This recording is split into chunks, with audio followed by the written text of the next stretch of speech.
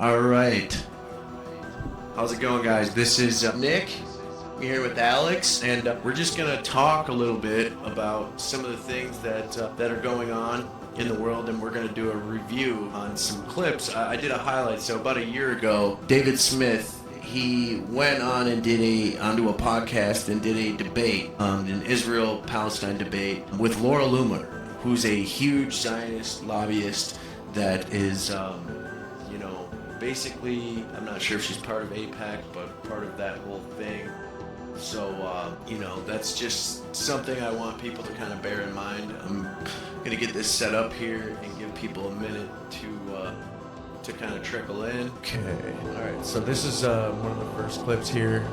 Going to say that radical Islam, or as you call it, just Islam, is this problem, then how do you feel about the fact for the last, let's say, 60 years, the United States of America and Israel has explicitly funded, for stated strategic reasons, the worst elements of radical Islam? Hamas, Al-Qaeda, ISIS, Wahhabism, and they've said they're doing it for a reason, to undermine their competing interests in the Muslim world. How do you feel about that? Can you criticize Israel at all? Were they wrong to support Hamas? I can criticize Israel, but were they wrong to support Hamas? This is an irrelevant question because you won't answer. It's like she won't even answer the question. Like she'll completely dodge around the question and not even answer. You support Hamas. Is it wrong if Iran supports Hamas? I obviously said that it is wrong to support Hamas, but so it was wrong when Israel. The question doesn't really make any sense because when you think about it, how does it not make any sense if Netanyahu was you're saying the that the United terrorist States government is propping up Islam. I'm not denying the fact that our government, we have jihadists on payroll at the FBI. I'm not denying this, but you can't. Your line of thinking and the way that you came to this argument, Dave, is that when you look at them attacking Israel and you look at the outrage of these people, and I heard your debate with Austin Peterson as well, where you basically said it was an open air prison, and you said that they're creating a fresh recruitment program by bombing these people. This has existed for 1,400 years. No. Prior to the creation of the United States government, this isn't just spouting at 1,400 like she knows history or something. It just ideological issue. Really, you dodged my question again. I'm not dodging your question, though. But it was a very specific question. Talk about land. Okay, we could talk about U.S. foreign policy. We could talk about the Patriot Act. We could talk about the war on terror. But at the end of the day, this is an ideological issue, and we need to have an honest conversation about Islam. So, if you're going to look at the Islamic world and say, judge you by these standards, and what are the standards if we were going to judge them? Well, the standards are what makes us better than them, which I will say I kind of do agree. We are, generally. But what makes us better is that we're children of the Enlightenment, that we are the best of Western civilization, that we respect individual liberty and property rights and peace over violence, right? But if we're going to say that, then how can we also say that while defending the most horrific violent actions towards these people?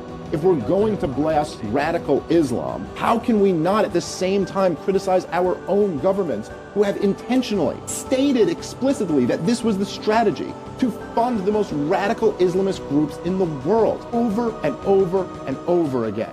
Now maybe, and I'm quite open to this possibility, that even if we hadn't have done all of that, even if our governments, if Israel had never supported Hamas, and if we had never supported Wahhabism and Al-Qaeda and ISIS and all of these other groups, perhaps still Western civilization would be better than the Islamic world. I'd even guess probably it would be more advanced still. But knowing that we did that, how can we sit here and condemn their people without at least condemning our own governments, who we have at least some degree of impact over, not that much, but at least some degree of influence, and not condemn them for supporting these very terrorist organizations? And at every single turn, you know why we supported them? Because they were always the enemy of the secular nationalists in the Islamic world. And we didn't want them to have their own power. And so we supported the Islamic radicalists because we knew that they would undermine them. And in many cases, undermine the commies also was part of the goal. Just a really important. Listen, now, who are being killed yes, too. No one's denying that. This is like, okay, fine. 9/11 happened to us. What was the American attitude after 9/11? We gave George W. Bush a blank check. Yeah. Do whatever you want to do. Drop bombs on whoever the hell you want to drop bombs on. Because we are pissed off because we got hit and someone else has to suffer for this. Was it really the people who did it? Is it just innocent people who are dying? Not to mention, like, Iraq and 9/11 have nothing to do with each other. Like, Iraq was supposed to be, we were going in looking for weapons of mass destruction. We're the terrorists. Okay, we are the terrorists in our country. The Muslim world has had 1,000 9/11s. And if you sit here and go, look, just imagine, try to imagine, be really genuine here, okay? Because we're going to see it, we're so much better than the Islamic world. And you know what? I generally do think we are. But even us, we're so much better than them. Imagine, not one 9/11, but 1,000 9/11s happened here. What would that look like? And then let's say after 1,000 9/11s happened here, let's say whoever, Iran did it. And then Iran invades and they overthrow our government. And they prop up their own government. And now they rule us. What do you think the toughest right-wing militia members in America would be doing? They'd be throwing Molotov cocktails through their government building. They'd be running up suicide bombing themselves. And I bet they'd yell something about Jesus before they did it too. Because they'd probably start clinging to their religion. So I'm just saying that, like, if we're unwilling in this debate, in this divide, to try, make a real effort to put ourselves in their shoes and go, what would we do in that situation? Imagine, listen, this is 1948 is not that long ago, okay? It's you are, but I'm talking about something else. So anyway, you are, but I'm talking about something else. What I'm saying is 1948 was not that long ago. The United States of America in the last 20 years, okay, between the war in Afghanistan, the war in Iraq, which I think we can all probably agree were like just ridiculous catastrophes that we never should have fought. Let's also add in there the war Obama's, which I'm sure you'll agree with me about. Obama overthrowing Gaddafi in Libya and leading to the migrant crisis into Europe was an absolute disaster. Let's also throw in there the attempt, refugees to attack Americans. Hold on, let me just finish my point. Let's also add in there the attempted regime change war in Syria, which we started, that led to 500,000 people dying. Let's also throw in there the war in Yemen, which we backed the Saudis fighting. Something else like 500,000, somewhere in that ballpark, also died. When you add up all of the numbers, you're talking about millions and millions of dead innocent people. What responsibility do you have? What responsibility do I have? What responsibility do you have? Are we fair targets now to be murdered because we haven't overthrown the status quo, as you just said? Why is it that we as Americans get to hold these standards against other nations which we would never dream of imposing on ourselves? The question is always asked, what's Israel supposed to do? Don't they have a right to defend themselves? Do all of these countries that we've slaughtered innocent people in, do they have a right to defend themselves? Do they have a right to come over here and kill innocent civilians? I would say no. They don't have a right to come kill innocent civilians. You have political grievances with the government class, but it does not follow, as Osama bin Laden or Bill Clinton or Barack Obama or George W. Bush would argue, that it then follows that we can inflict this collective punishment against people. If we're going to be the better ones, if we're going to say you're the Islamists, but we're the civilized people, if we're going to represent the best tradition of Western civilization, then the point would be that we don't believe in any of that. We don't believe that you can target innocent men, women, and children. That's what separates us from the savages. I think that what Laura just said, like, because we stand on this pedestal and it's just like, oh yeah, like, we need to make sure that people aren't being harmed over there. Like, are you kidding? Opening with this kind of binary of you either support what Hamas did or you're enabling it is exactly the problem. And it's been the problem in the United States of America for particularly the last 20 years, but probably much longer than that. This kind of George W. Bush, you're either with us or against us. You either support the war in Iraq or you're Osama bin Laden. Those are your two options. I'm a strict non-interventionist. I also recognize that the situation between Israel and Palestine is enormously complex with many egregious crimes on both sides. And the reason why there's probably some division amongst Jewish people, or there's some division amongst even conservatives and libertarians, is because what's currently happening right now in Gaza is horrific and it's completely inexcusable. And innocent babies are dying by the thousands. And that's what most people are rejecting. Now, the idea, look, the left wing is pretty goofy. And there's some goofy takes that you'll hear out of them. I have not heard any conservative or any libertarian in any way justifying what Hamas did. So let me start off, because I know that question will be asked of me already. I don't support Hamas. Who do you think I am? Benjamin Netanyahu? If that means you're affording him all the rights and privileges of a U.S. citizen while he's here, like, as long as he's not engaging in anything illegal, which what he was doing was an activity that's protected under our Constitution, how are we going to claim that we're the protectors of free speech on the left, to the left, and then on the right hand, we're just going to go and completely deport anybody speaking out against Israel just because we don't agree with their opinion or it doesn't fit our agenda? I would never support Hamas as he did actively for years as an intentional strategy to divide the Palestinian movement. That's what Benjamin Netanyahu did.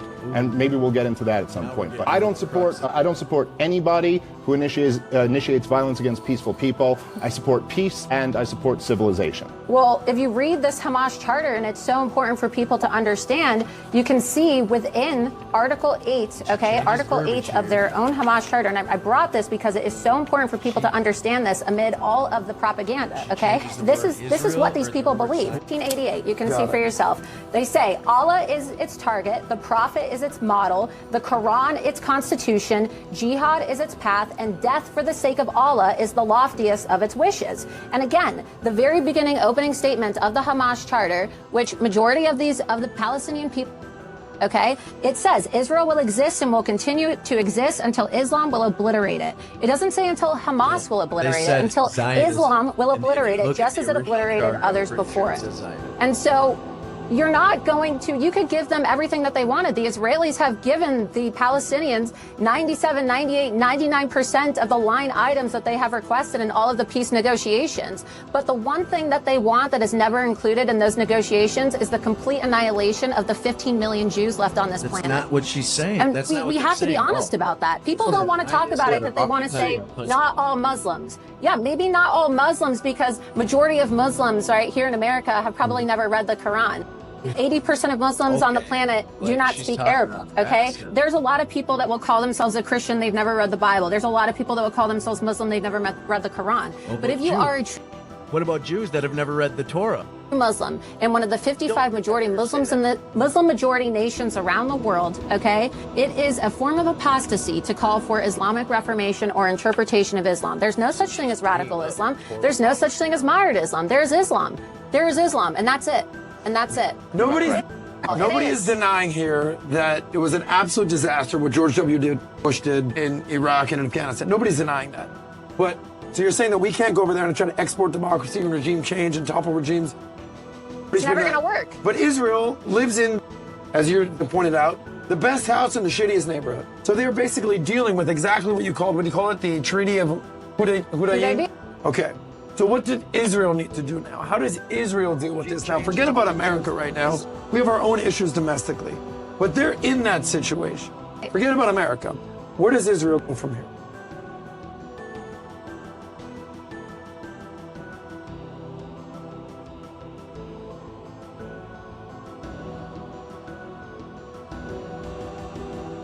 Palestinians die in that process. Fine. Look, it's unfortunate that people are dying, but at the end of the day, right, we need to have an honest conversation about what's going on. You're talking about the numbers. The Gaza Ministry of Health is controlled by Hamas. They have been caught inflating their numbers. They lied and they said that Israel bombed babies. They're delivering incubators to the hospitals that are doctors are being held hostage. Muslim Palestinian doctors are being held hostage by Hamas that has created tunnels underneath this hospital.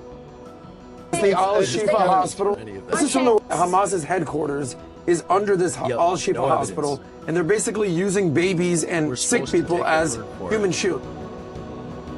Because Netanyahu said we're going to obliterate Hamas, and so they said, okay, you want to obliterate Hamas, then we're just going to try to create another PR crisis, and then you're going to have all these leftist progressive organizations, as I said, funnel in all this money so that people can be brainwashed into thinking that there's thousands of people around the world propping up in matching t-shirts and signs. I'm going to ask you the exact same question. Other than just bomb the shit out of Gaza, what else should Israel do? Well, Israel needs to have support. I'm not saying send additional aid. What I'm saying is that people need to understand that this is a war between good and evil, okay? And so if you want to liberate the Palestinian people, and if you are one of those people that is foaming from the mouth chanting Free Palestine, okay, then you need to be in support of the eradication of Hamas, because the Palestinian people are never going to be truly liberated until they are liberated. Completely all Muslims. Like, it's not the place where Jesus came from. It's not the homeland of Jesus and the first original Christians.